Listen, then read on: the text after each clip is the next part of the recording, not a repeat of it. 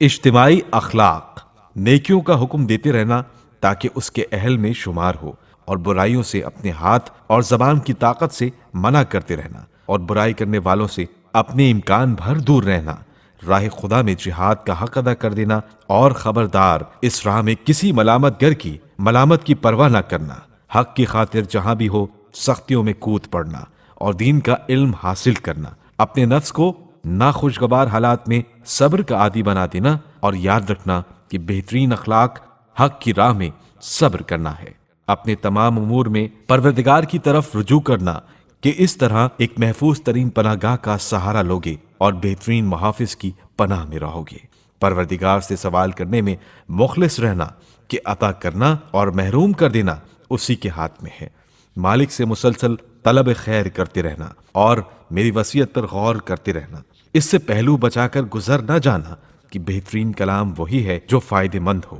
اور یاد رکھو کہ جس علم میں فائدہ نہ ہو اس میں کوئی خیر نہیں ہے، اور جو علم سیکھنے کے لائق نہ ہو اس میں کوئی فائدہ نہیں ہے۔ بچے کی تربیت میں سبقت۔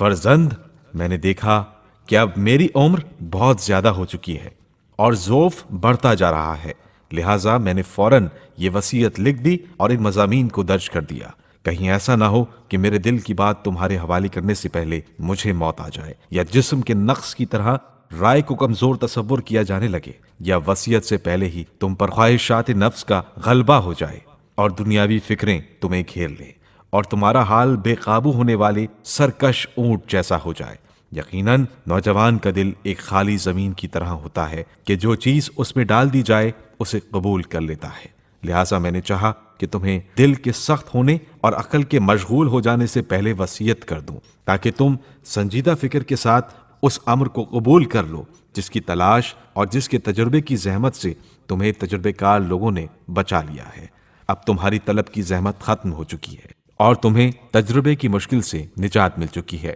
تمہارے پاس وہ حقائق از خود آ گئے ہیں جن کو ہم تلاش کیا کرتے تھے، اور تمہارے لیے وہ تمام باتیں واضح ہو چکی ہیں جو ہمارے لیے مبہم تھیں۔